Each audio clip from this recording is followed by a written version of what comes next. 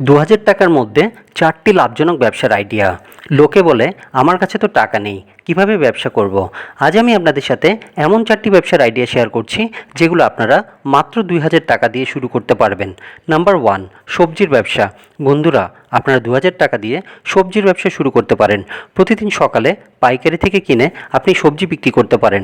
এক্ষেত্রে মিনিমাম 500 থেকে 1,০০০ টাকা আপনি লাভ করতে পারেন। আমার পরিচিত দুজনের সাথে কথা বলে আমি দেখেছি এই ব্যবসায় ভালো লাভ আছে।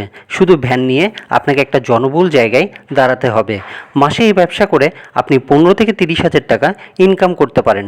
প্রথমে আপনি কিছু টাকা জমিয়ে আস্তে আস্তে ব্যবসাকে বড় করুন। নাম্বার 2, ফুলের ব্যবসা।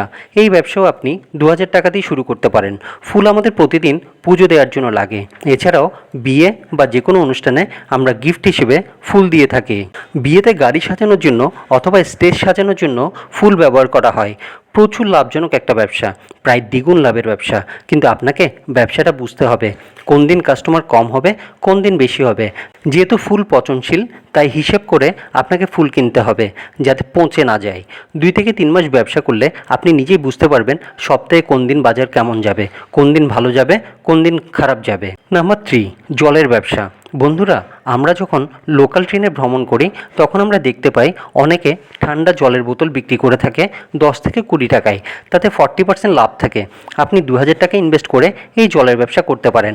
আপনি 10 টাকা বা 20 টাকার জলের বোতল বিক্রি করতে পারেন, অথবা বাড়ি বাড়ি গিয়ে 20 লিটারের জলের বোতল আপনি সাপ্লাই করতে পারেন।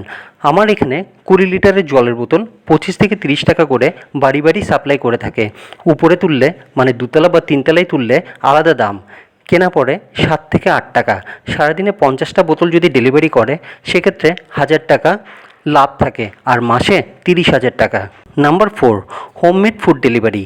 যারা অফিসে চাকরি করে থাকে তাদের বেশিরভাগ মানুষই দুপুরে খাবার বাইরে খেয়ে থাকে। এছাড়া এখন যেহেতু হাজব্যান্ড ওয়াইফ দুজনেই চাকরি করে, তাই বাড়িতে এখন অনেকেই রান্না করতে চায় না সারাদিনের ক্লান্তির পর। তাই আপনি চাইলে বাড়িতে রান্না করে দুপুরে এবং রাতে লাঞ্চ এবং ডিনারে হোম ডেলিভারি ব্যবস্থা করতে পারেন। হোটেলে যেহেতু তেল মশলার ব্যাপার থাকে, তাই অনেকেই এখন বাড়িতে বানানো খাবার পছন্দ করেন। প্রথমে ছোট করে শুরু করুন, তারপর আস্তে আস্তে কাস্টমার বাড়তে থাকলে তখন দেখবেন একা দিয়ে শেষ করতে পারবেন না। আপনি বিভিন্ন অফিসে বা ম্যাচগুলোতে গিয়ে আপনার খাবারগুলো সম্পর্কে তাদেরকে অবহিত করুন এবং প্রাইস লিস্টটাও দিয়ে আসতে পারেন। যদি আপনার খাবার টেস্ট হয় এবং প্রাইস কম হয় তাহলে সবাই আপনার থেকে নেবে।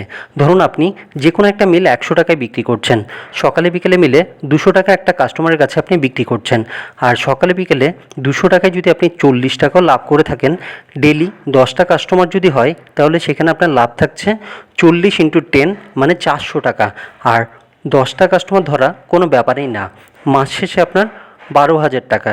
এই ব্যবসাগুলো হলো তাদের জন্য যারা বলে আমার কাছে টাকা নেই ব্যবসা করার মতো।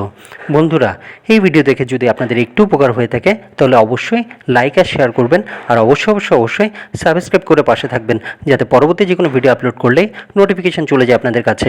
সবাই ভালো থাকবেন, সুস্থ থাকবেন। ধন্যবাদ।